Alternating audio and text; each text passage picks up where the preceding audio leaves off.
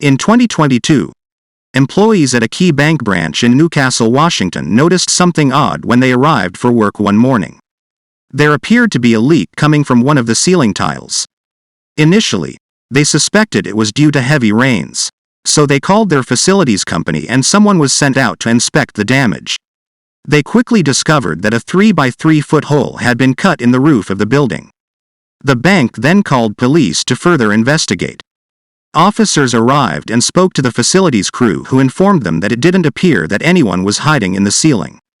In addition, bank employees had been working inside for over 4 hours that day, yet they didn't hear any noise from the ceiling.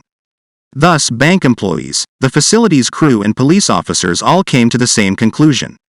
That is, someone had tried to gain entry through the roof over the weekend. But since they could not get inside the bank, they simply gave up and left. Once everyone was convinced there was no immediate threat, it was business as usual again at the bank. Well, at least for a few more hours. Because once the coast was clear, a masked man who had been hiding in the ceiling for about 12 hours dropped down into the lobby. He drew his weapon, took 3 employees hostage and zip-tied them to each other. Next, he secured them to the cabinets. He then demanded access to the bank vault. However, employees informed him that accessing the vault was impossible due to the bank's security measures. Feeling frustrated, the suspect continued to terrorize the victims. Once he saw he wasn't getting into the vault, he walked out the front door. Shortly after, one of the employees was able to get loose and call 911. Once police arrived, they could clearly see what they missed the first time. The man had managed to hide himself and remain undetected for hours. He had even dug a nice little spot inside the insulated ceiling. Granted, it's not the Holiday Inn, but it would certainly suffice in exchange for a big payday. It may seem odd that both police and facility workers could not find this guy while he was hiding. But they probably figured no one would do all that work and simply wait inside a ceiling for hours. Obviously, they were wrong. The Newcastle Police Department, along with the King County Sheriff's Office, continued to review evidence. However, they really didn't have much to go on. They said that the man's face was covered, so facial recognition was going to be difficult. Officers did not reveal if the robber got away with any cash from the teller drawers. They are asking for the public's help in identifying the suspect. A police spokesperson said they were confident that the suspect probably told someone about this incident. They figured that this story was just too bizarre for someone to keep it to themselves. They're right. And that's why we included it in this week's episode. Meanwhile, the suspect is still currently on the run.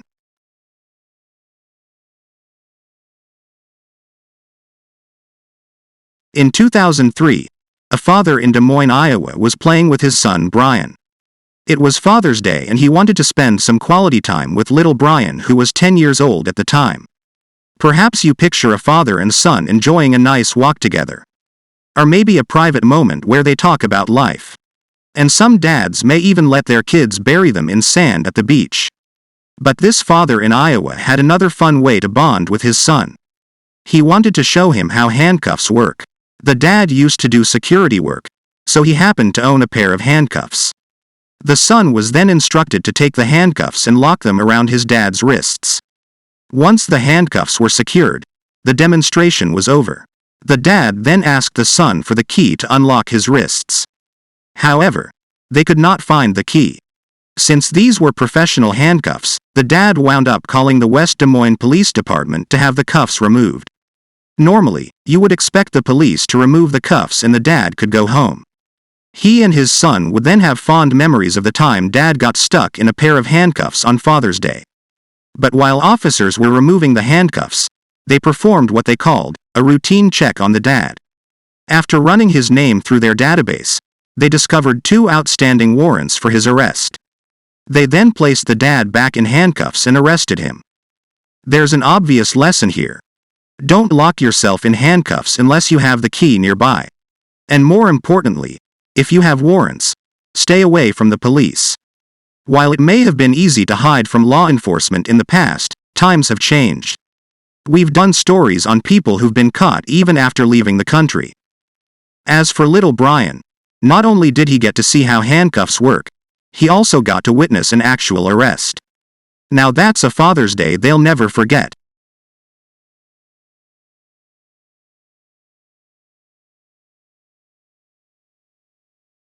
In 2008, a man showed up at the Lee County Department of Social Services in Virginia. He drove himself to the office to apply for welfare benefits.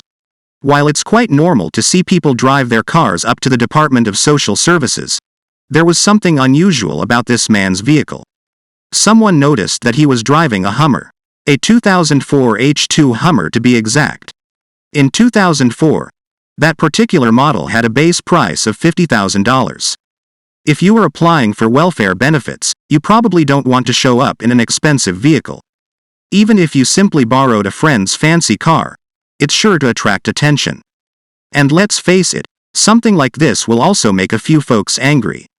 And apparently that's what happened in this situation.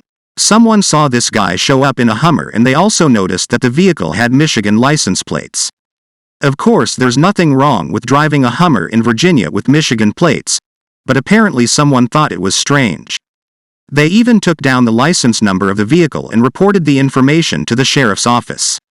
The local sheriff also thought it was strange. He later said, "We thought it was unusual that a high-dollar vehicle with out-of-state tags would be at the Department of Social Services.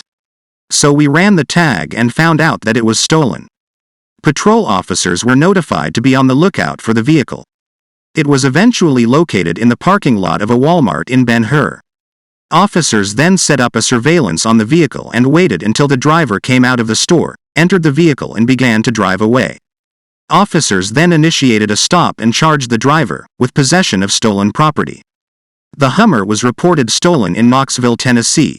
The owners had recently moved there from Michigan. They were visiting friends when the Hummer was stolen from the driveway of the friend's home. The man pleaded guilty in Lee County Circuit Court to buying or receiving stolen property. But due to legal issues, the original warrant was dismissed. Instead, he was indicted on a single count of larceny by bringing a stolen vehicle into Virginia. Under terms of a plea agreement, the charge was amended to receiving stolen property, to which he pleaded guilty. He was sentenced to 5 years in prison. Most of it was suspended. Upon release, he will serve 3 years on supervised probation. He was further ordered to pay restitution to the owners of the stolen Hummer. It's also safe to assume he didn't get those welfare benefits.